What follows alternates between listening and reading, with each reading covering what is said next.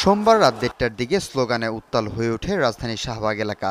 বুয়েটের সাবেক শিক্ষার্থী রোকনের ওপর ডিপ্লোমা ইঞ্জিনিয়ারদের হামলা ও প্রাণনাশের হুমকির প্রতিবাদে মধ্যরাতে ১২ ঘণ্টার আলটিমেটাম দিয়েছেন বুয়েট শিক্ষার্থীরা।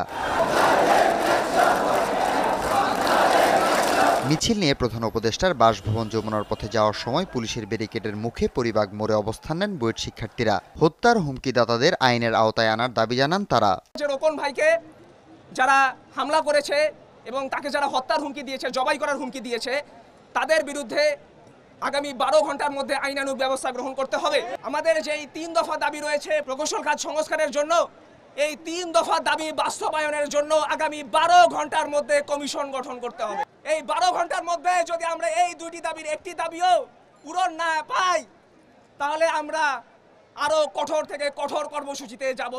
পরে পুলিশের হস্তক্ষেপে ভোর ৪:৩০টায় শিক্ষা উপদেষ্টা ও জনপ্রশাসন সচিবের সঙ্গে বৈঠকের আশ্বাসে কর্মসূচি প্রত্যাহার করে ক্যাম্পাসে ফিরে যান বুয়েট শিক্ষার্থীরা। সকাল 11টায় আমরা সচিবালয়ে জনপ্রশাসন সচিব যিনি আছেন মোখলেসুর রহমান স্যারের সাথে আপনাদের যে প্রতিনিধি দল যাবে, এটা আমাকে রাতেই দিতে হবে। সকালে আমরা ইনশাল্লাহ আমি থাকবো, আমার টিমও থাকবে।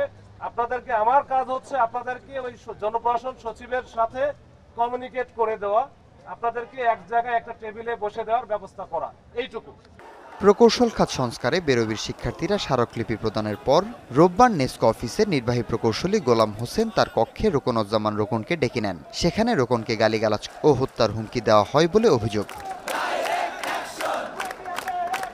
হাসিবুল করিম বিজয়, যমুনা নিউজ, ঢাকা।